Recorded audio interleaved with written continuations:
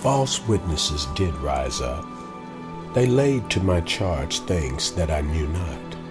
They rewarded me evil for good to the spoiling of my soul. But as for me, when they were sick, my clothing was sackcloth. I humbled my soul with fasting, and my prayer returned into mine own bosom. Psalm 35:11-13. There is an unknown secret to prayer in this scripture. Nothing done in love is in vain. Nothing done out of a pure motive is wasted. All your prayers are rewarded, even the prayers you have prayed for someone who is unworthy or who has turned against you to destroy you. David had loved someone very much. He had loved that one so deeply that when that person was sick, David had worn sackcloth and fasted for me to heal that one. But in the end, how was David repaid? Did his friend appreciate what David had done for him? Was he loyal to him when the devil stirred up enemies against him? No. He joined in with the false accusers and the enemies of my anointed one David.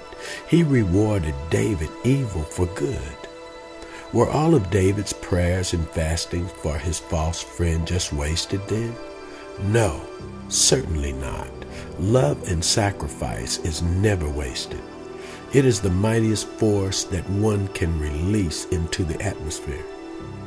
What happened then to David's prayers for his unworthy friend?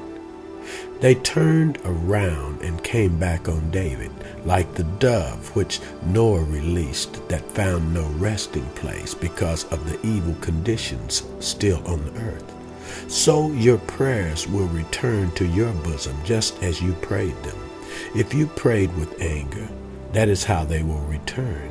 If you prayed with love, that is how they will return. If you prayed with mercy, that mercy will return. If you prayed with judgment, that is how your prayers will return to your bosom and how they will affect your soul. Father, forgive them is how I prayed. I only asked the Father to forgive my false accusers. And though they did not even want forgiveness because they thought their deeds were righteous and justified, still the prayer that I prayed, hanging on the cross, lived on. And your prayers will also live on forever. Nothing which you have done with a pure and good heart is in vain. You yourself will reap the benefits of every rejected prayer and every day of fasting. So continue in well-doing. Continue in well-doing.